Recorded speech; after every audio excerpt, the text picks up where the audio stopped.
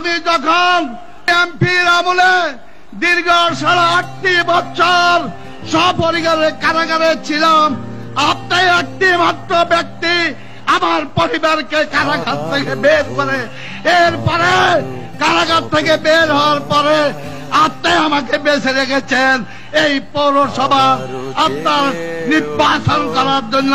প্রথম পৌরসভা নির্বাচন করার পরে আমাকে ওই বিএনপি ষড়যন্ত্রকারীরা আমার শিশু বাচ্চা কোটাতে ক্লাস 6-এ পড়তেন, তাকেও 8টা মামলা দিয়েছে।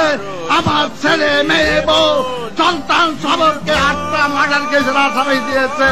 খালেদা জিয়া এত অত্যাচার আমি বাড়িতে ভেঙে দিয়েছে, এত অত্যাচার আমার উপরে করেছে।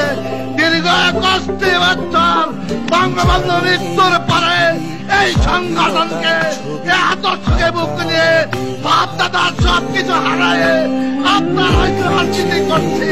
মাননীয় নেত্রী, আপনার কাছে আমার শুধু দাবি, আমি কোনো দাবি করবো না বেশি। আমার দাবি আপনি অনেক কিছু দিয়েছেন, অনেক কিছু লক্ষ্মীপুরকে দিয়েছেন। আমি শুধু আপনার কাছে আমি প্রাণের দাবি হলো আমাদের লক্ষ্মীপুরের অনেক কিছু আছে, আমাদের অন্তত লক্ষ্মীপুর তীরে লক্ষ্মীপুরের সাধারণ মানুষ উপকৃত হবে। লক্ষ্মীপুর জেলাতে প্রযুক্তি বিশ্ববিদ্যালয় নাই, নোয়াখালী আছে, আমাদেরকে একটা প্রযুক্তি বিশ্ববিদ্যালয় চাই, আর কিছু চাই না। দয়া করি আপনার কাছে 2টা জিনিস আপনার বক্তব্যে ঘোষণা চাই।